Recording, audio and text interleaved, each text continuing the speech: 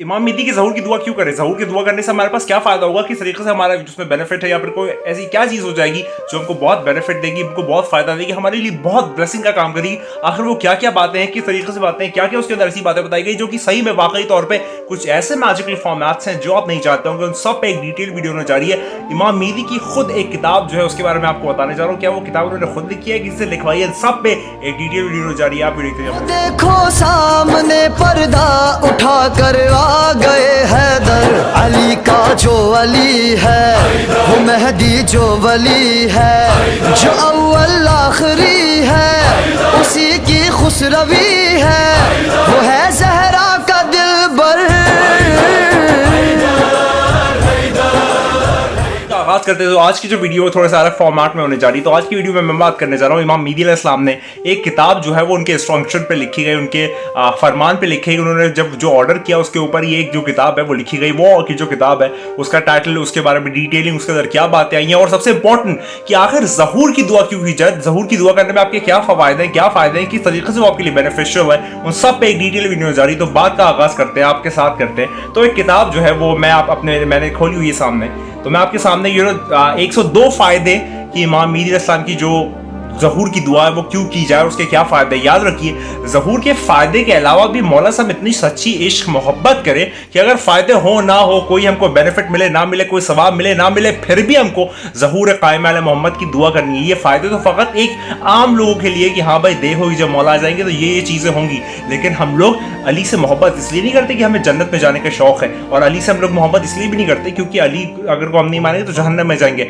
अली से हम मोहब्बत इसलिए करते हैं क्योंकि हम विलायती रिश्ता वो दिल में रखते हैं। हम मौला अपने मालिक, हमारे सरदार, हमारे आका, सब कुछ उनको मारते हैं, इसलिए हम लोग अली से मोहब्बत करते हैं। और क्योंकि अली से मोहब्बत करते हैं तो ये 14 के 14 अली हैं, तो फिर हम लोग उसी तरीके से क़ाइम आले मोहम्मद से भी उतनी ही मोहब्बत करते हैं, क्योंकि ये सारे के सारे एक हैं। अव्वल से लेके आखिर तक, जाहिर से लेके बातिन तक, सारे के सारे जो 14 हैं वो सारे के सारे एक नूर अहमद से मुतवस्सिल है। तो बात का आगाज करते हो। फिर एक किताब जो है इसका नाम है मिकाइल माकरीन फी फवाइदुल दुआ लिल कायम, ये जो है ये किताब का नाम है। और ये किताब जो है वो इमाम मेहदी अलैहिस्सलाम के इंस्ट्रक्शंस पे लिखी गई थी। काफी पुरानी बात है, काफी पुरानी किताब है। तो इसके अंदर बताया गया है ऑथर ने कि क्या फवायद है, क्या फायदे हैं मौला के लिए ज़हूर की दुआ करने के। उसको 102 फायदे जो हैं वो इस लिखने वाले ने लिखे हैं इस किताब में। और ये मौला के फरमान पे लिखी गई, यानी कि मौला के ऑर्डर्स पे जो किताब है वो लिखी गई है। तो इसके अंदर आपको कोई भी चीज़ ऐसी नहीं मिलेगी। इसके अंदर सारी की सारी वो चीज़ें हैं जो कि मौला ने खुद फरमाई है, खुद मौला ने कहा है, और वो सारी की सारी जो चीज़ें वो इस किताब में आई है। तो इसके 102 फवायद या फिर 102 फायदे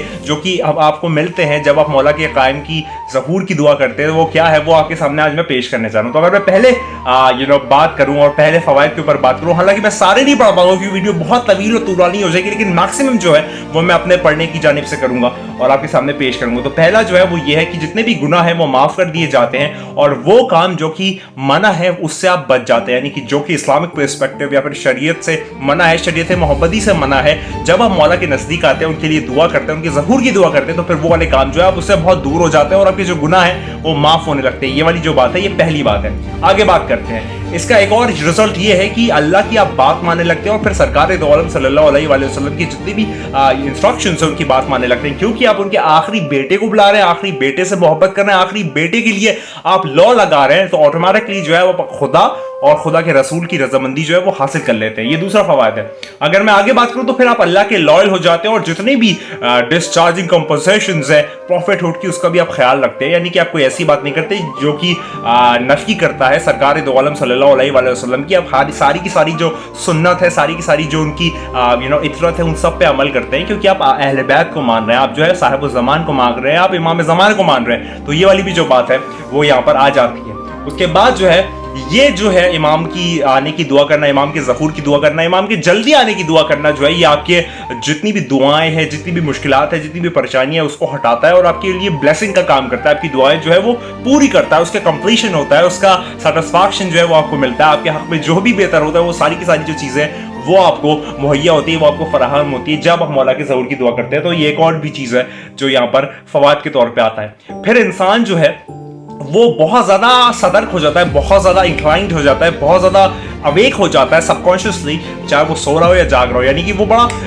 एक रैपिड मूवमेंट पे आ जाता है, उसका इमोशन बड़ा इम्पल्सिव हो जाता है हर चीज़ को लेके। तो ये भी एक चीज़ है कि जब वो ज़हूर की दुआ करता है तो उसको ये वाली चीज़ें भी जो है, ये जो बेनिफिट्स है वो हासिल होते हैं। उसके बाद जो है उसको चांस मिलता है कि वो इस दुनिया में वापस आए जब मौला का ज़हूर हो, यानी कि रजात, या फिर जब मौला का ज़हूर हो जाएगा तो फिर वो इस दुनिया में वापस भेजा जाएगा, यानी कि जो सच्चे चाहने वाले हैं मौला के उन सबको वापस इस दुनिया में भेजा जाएगा, जो कि इंतजार कर रहे थे और उनकी जिंदगी में ज़हूर नहीं हुआ। तो ये एक सबसे बड़ा बेनिफिट है और मौला की आर्मी में शामिल होने का उनको मौका मिलेगा, ये भी एक बहुत बड़ा बेनिफिट है। अगर मैं आगे बात करूं तो फिर वो जो है साहिब-उज़-ज़मान की जो हुकूमत है उसमें उसका एक किरदार होगा, एक छोटा किरदार होगा। यहाँ पर ये भी एक जो जुमला है वो आता है। उसके बाद जितनी भी मुश्किलात है, जितनी भी परेशानियां, उससे वो बच जाएगा और राह निजात उसके लिए फराहम हो जाएगी। एक ये भी एक बहुत बड़ा मैरिज है, यानी कि मैरिज ही मैरिज, इसके अंदर कोई डीमेरिट है ही नहीं, इसके अंदर सारे प्रोज है, कोई कॉन्स है ही नहीं, इसके अंदर सारे एडवांटेजेस है, कोई डिसएडवांटेज है ही नहीं। ये सारी की सारी बातें जो मैं आपके पेश खिदमत रखता चला जा रहा हूँ। उसके बाद जो है वो जो शख्स है उसको खुदा की तरफ से मदद मिलेगी, यानी कि जब भी वो कहीं परेशान होगा, कहीं मुश्किल में होगा, किसी तरीके से वो फंस जाएगा तो उसको एक डिवाइन हेल्प जो है खुदा की जानिब से मिलेगी। अगर वो ज़हूर की दुआ करता है, उसके साथ एक रूहानी मामला जो है, एक रूहानी सिस्टम जो है, वो पूरा रूहानी सिस्टम जो है वो उसका चलेगा। उसकी जो जिंदगी है वो बढ़ जाएगी, उसकी जो उम्र है वो उम्र दराज हो जाएगी, यानी कि जिंदगी जो है उसको बढ़ा दिया जाएगा, लाइफ स्पैन जो है उसको एक्सपैंड कर दिया जाएगा मौला की ज़हूर की अगर आप दुआ करते हो तो इसका एक ये भी बेनिफिट है। उसके बाद जो है उसको एक अलग तरीके की डिवाइन नॉलेज, यानी कि रूहानी नॉलेज उसको मिलना शुरू हो जाएगी, उसको सिग्नल्स मिलेंगे, उसको खुदा की तरफ से कुछ सिग्नल्स मिलेंगे। ये वाली चीज़ें भी जो है वो यहाँ पर वाज़ेह तौर पे यहाँ पर आती है। अगर मैं बात करूँ कि उसको उठाया जाएगा जब वो अगर ज़हूर की दुआ करता है तो उसको उठाया जाएगा बाद में, यानी कि रजात का पीरियड में अमीरुल मोमिनीन इमाम मुत्तकीन शाह बर्दाश्त रज़ा क़ुव्वत परवरदिगार अल्लाह फ़तह अलैहि सैफ़ुल ज़ुल्फ़िकार के साथ उसको उठाया जाएगा रजात में, अगर वो मौला के ज़हूर की दुआ करता है।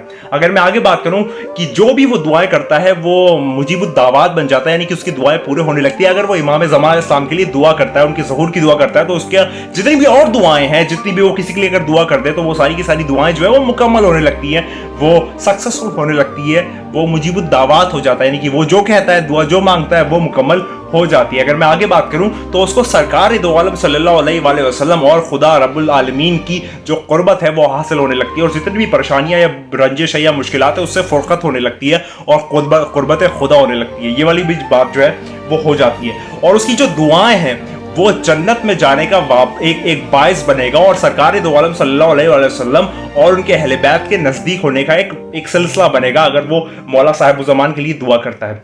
और अगर मैं आगे बात करूं तो फिर इसका एक और अवार्ड है कि जब कायम आले मोहम्मद जो है वो इंतकाम में शहीद शोदा इमाम बादशाह इमाम हुसैन इस्लाम का लेंगे तो उसके अंदर भी वो शरीक होगा, और फिर वो भी एक इंतकाम का सिलसिले में इन्वॉल्व होगा। ये कितनी बड़ी सादत है, ये कितना बड़ा मकाम मर्तबा है, कितना बड़ा जाओ हशम है, ये अपने आप में ही कुछ है। आप लोग सारे बेहतर तौर पर समझ रहे होंगे जितने भी आशिक़ बादशाह इमाम हुसैन इस्लाम है। अगर मैं आगे बात करूं तो जो क़यामत का दिन होगा उसमें मौला कायनात जो है वो उनके साथ होंगे, यानी कि जो लोग भी दुआ करते हैं कायम आले मोहम्मद की अमीरुल मोमिनीन के साथ में वो लोग खड़े होंगे। तो सोचिए, जो कि पूरा फैसला करने वाला उस दिन का मास्टर है, उसके साथ आप लोग खड़े होंगे तो आपका क्या मर्तबा होगा, आपको किस चीज़ का डर होगा, आपको किस चीज़ का खौफ होगा, क्योंकि जो अमीरुल मोमिनीन है, जो कि मालिक है, मुख्तार है उस दिन का, वही आपके साथ खड़ा हुआ है, आप उसी की आर्मी में है, आप उसी की कंपनी में, तो आपको किस चीज़ का डर है।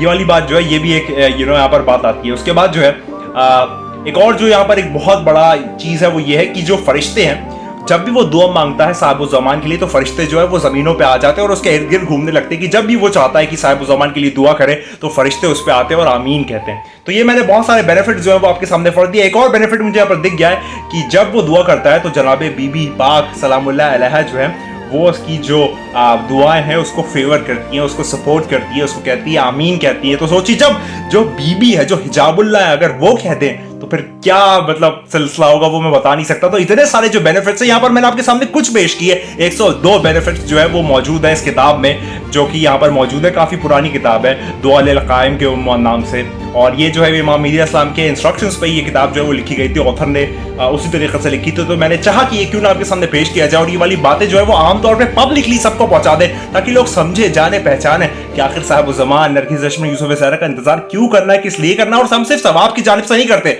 हम इसलिए करते कि वो हमारे आका है, हमारे मौला है, हमारे सरदार है। ना जन्नत में जाने का शौक है, ना जन्नत में जाने से डर, फ़कत इसलिए कि हमारे मौला जो है हमारे दिल में बसता है, विलायती रिश्ते से कायम है। और ये जो सिलसिला ये आमतौर पे सारे नौजवानों तक पहुंचाती है। हमें एक कम्युनिटी डेवलप करनी जिसमें सिर्फ और सिर्फ ज़हूर की दुआ हो, और ज़हूर जो बहुत दूर अगर खुदा ने कर दिया हो, खुदा ना करे तो वो बहुत नज़दीक हो जाए इंशाअल्लाह हमारी दुआओं से। याद रखिए कि तू नहीं और वो आने वाला है, वो बहुत जल्द आने वाला है। तैयार हो जाए इस बात पे, बार हो जाइए, बार हो जाइए कि मेरा और के मौला बहुत जल्द आने वाला है। और याद रखिए कि तू नहीं है, बस वही है। खुदा को याद करो यार, खुदा को याद करो। खुदा हाफिज़।